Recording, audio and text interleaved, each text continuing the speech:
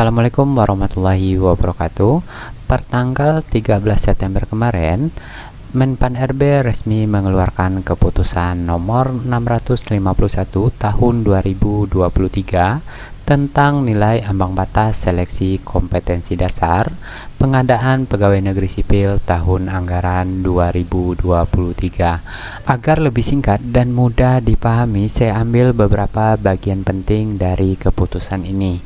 Yang pertama yaitu mengenai kisi-kisi SKD CPNS sesuai dengan keputusan tersebut. Untuk kisi-kisi yang pertama yaitu di tes wawasan kebangsaan, kisi-kisinya adalah nasionalisme, kemudian integritas, bela negara, pilar negara yang di dalamnya mencakup Pancasila, Undang-Undang Dasar 1945, kemudian Negara Kesatuan Republik Indonesia, dan Bhinneka Tunggal Ika. Selanjutnya yaitu adalah bahasa negara atau bahasa Indonesia. Untuk tes intelijensi umum, kisi-kisinya adalah yang pertama yaitu tentang kemampuan verbal. Di dalamnya meliputi analogi, silogisme, dan analitis. Selanjutnya, kemampuan numerik meliputi berhitung, deret angka, perbandingan kuantitatif, dan soal cerita. Untuk kisi-kisi selanjutnya dalam TIO ini yaitu figural ataupun kemampuan figural. Di dalamnya meliputi analogi, ketidaksamaan, dan serial. Untuk tes karakteristik pribadi ataupun TKP, kisi-kisi untuk di tahun ini yaitu pelayanan publik, jejaring kerja, sosial budaya, teknologi informasi dan telekomunikasi, kemudian profesionalisme dan anti radikalisme. Jadi untuk kisi-kisinya hampir sama dengan kisi-kisi tahun 2021. Bagian penting lain yang saya ambil dari keputusan ini yaitu mengenai jumlah soal dan durasi waktu. Jumlah soal di dalam tes SKD yaitu sebanyak 110 soal. Dengan waktu pengerjaan untuk formasi umum cum laude putra-putri Papua disabilitas non-sensorik netra itu alokasi waktunya berjumlah 100 menit atau kurang lebih 54 detik per soal. Sementara untuk kebutuhan khusus sensorik netra ini artinya adalah tunanetra.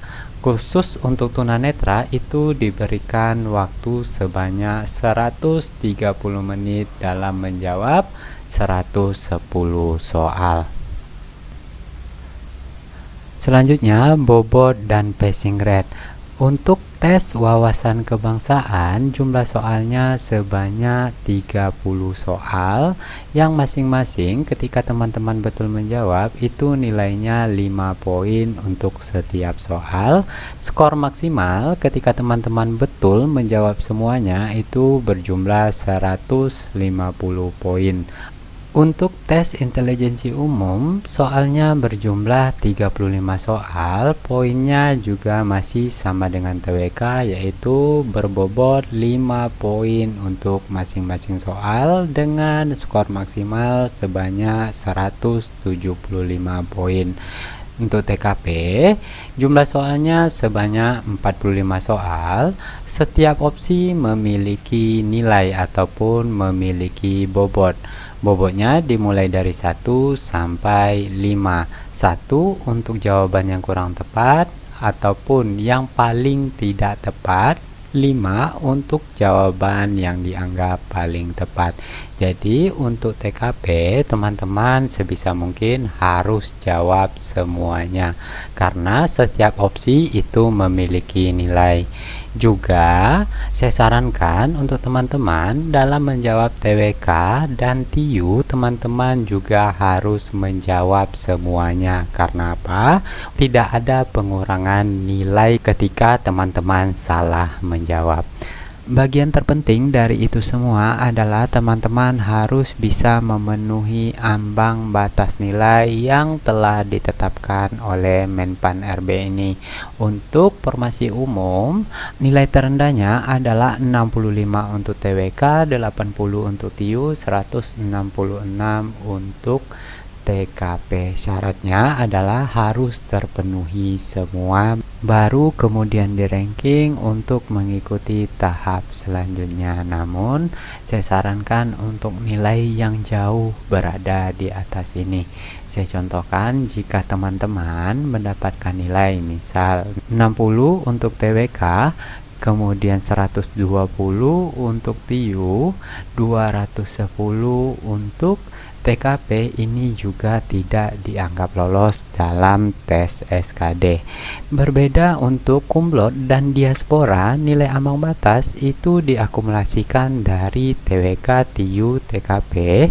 Jumlahnya harus 311 lebih atau sama dengan 311 baru bisa di ranking. Namun syaratnya nilai TIU harus sama dengan ataupun di atas 85.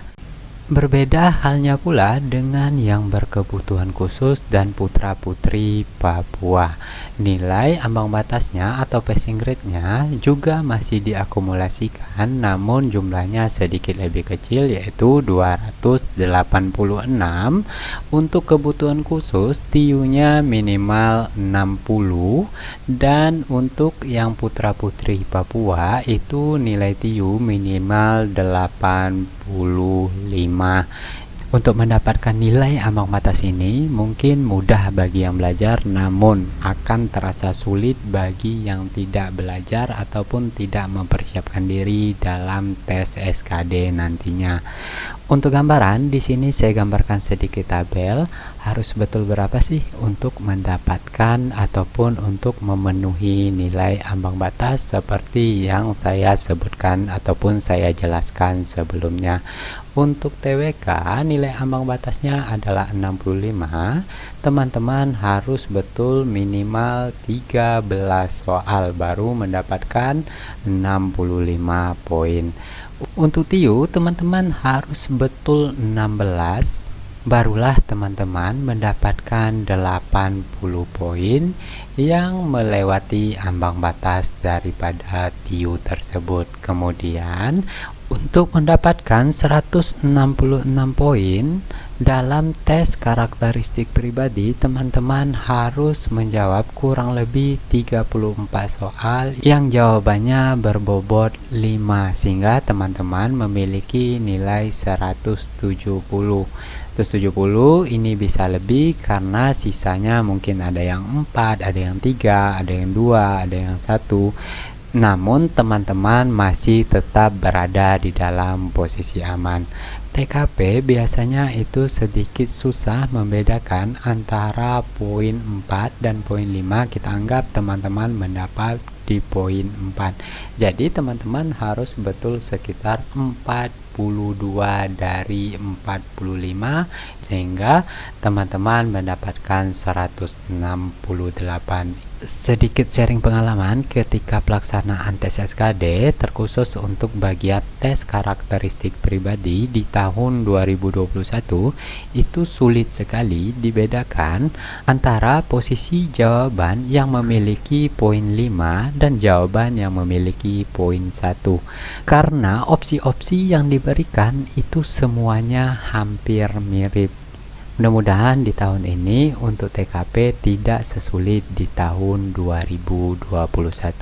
Baik, hanya itu mungkin yang bisa saya sharing pada kali ini. Lebih dan kurang saya mohon maaf. Saya akhiri dengan Assalamualaikum warahmatullahi wabarakatuh.